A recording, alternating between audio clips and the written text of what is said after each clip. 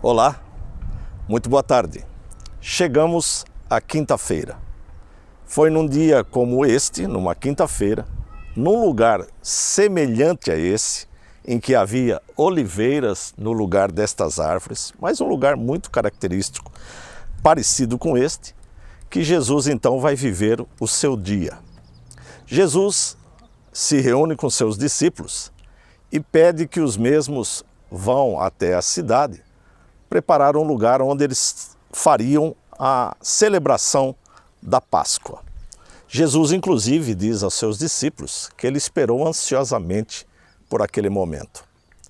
Então os discípulos vão até a cidade, arrumam um lugar e preparam ali o lugar onde seriam celebrada a Páscoa.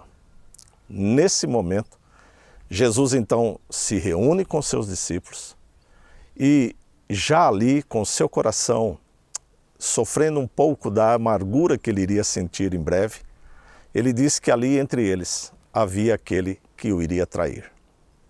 Começa ali uma discussão entre os discípulos, seria eu, Senhor? Seria eu? Então Jesus se expressa dizendo, aquele que mete a mão no prato comigo e serve um pedaço do alimento para Judas. E diz, Judas, vai e faça aquilo que deve ser feito. Mas antes disto, Jesus então institui o que nós chamamos hoje da Ceia do Senhor.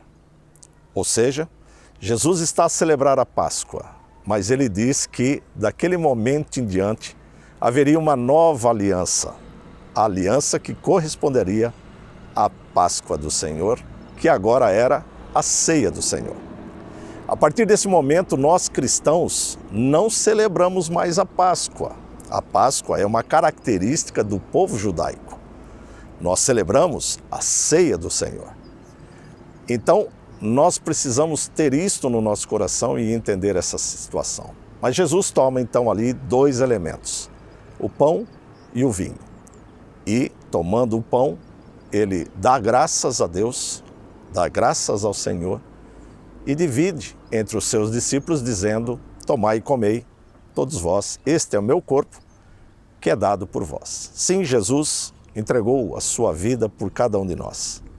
Jesus deu a sua vida para que nós pudéssemos ter vida. Nós estamos mortos nos nossos delitos e pecados. Sem Jesus você continua morto, mas com Jesus ele te concede vida. Também Jesus, tomando o vinho, disse, tomai e bebei todos vós, este é o meu sangue, que é derramado para a remissão dos pecados. O sangue de Cristo derramado na cruz é o que pode nos limpar dos pecados. Eu e você somos pecadores, mas Jesus nos concede esta graça de sermos livres do pecado. Você precisa se arrepender dos seus pecados e buscar em Jesus o perdão. Então, após esse momento, diz a palavra do Senhor, que eles cantam um hino e se dirigem a um lugar, como eu disse, muito semelhante a esse, conhecido como Monte das Oliveiras. Não, aqui não temos nenhuma oliveira, mas algo semelhante, um lugar muito semelhante, inclusive com estas pedras, muito semelhante. E ali no Getsêmani, com os seus discípulos, diz a palavra do Senhor, que Jesus deixa alguns deles ao pé do monte e convida 3 dos seus discípulos, Pedro, João e Tiago, para subirem ao monte e orar com ele. Jesus então se distancia um bocado daqueles 3 discípulos e começa a orar. Diz a palavra do Senhor que ele estava em terrível angústia. O seu coração estava exatamente assim, uma angústia, uma tristeza, um temor pelo sofrimento que ele haveria de experimentar. Não por causa das dores, mas por causa do pecado. O pecado é que literalmente era aterrorizante aos olhos de Cristo. Mas ele prontificou-se a fazer isso.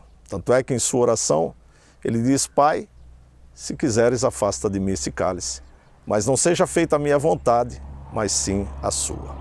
Nós quando oramos ao Senhor, quando clamamos a Deus, independente do que nós pedimos ao Senhor, nós queremos sempre que o Senhor nos atenda. E nem sempre é assim. Por isso, a nossa expressão é sempre: Senhor, que seja feita a tua vontade. Também, Jesus por 3 vezes foi ter com seus discípulos e ele os achou dormindo. Achou dormindo, diz a palavra, porque estavam cansados. Mas Jesus chama a atenção deles dizendo: ainda dormem?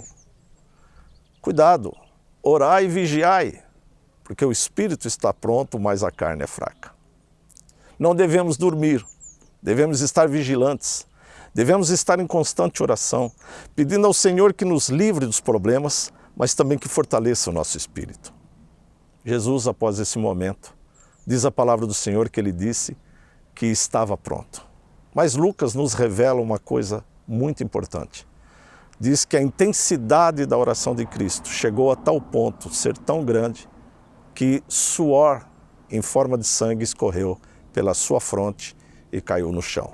O mesmo sangue que no dia seguinte seria derramado por nós ali na cruz. Por nós. O sangue precioso de um santo derramado pelos pecadores. Então, ao levantar-se, ele diz: estamos prontos, eis que o traidor se aproxima. Judas, aquele que havia sido vendido por 30 moedas de prata, chega diante do mestre e o saúda com um beijo. O beijo da traição. O beijo daquele que literalmente não reconheceu quem estava ali diante dele, a figura do Deus Todo-Poderoso. Muitas vezes nós também temos esta questão de não termos uma vida voltada para Cristo. E muitas vezes, devido às circunstâncias, até mesmo deixamos de seguir e falar literalmente de quem é Jesus. Que você possa refletir sobre a sua vida diante de Jesus. Que você possa pensar sobre aquilo que Jesus fez pela sua vida. Amanhã, na sexta-feira, Jesus será literalmente crucificado.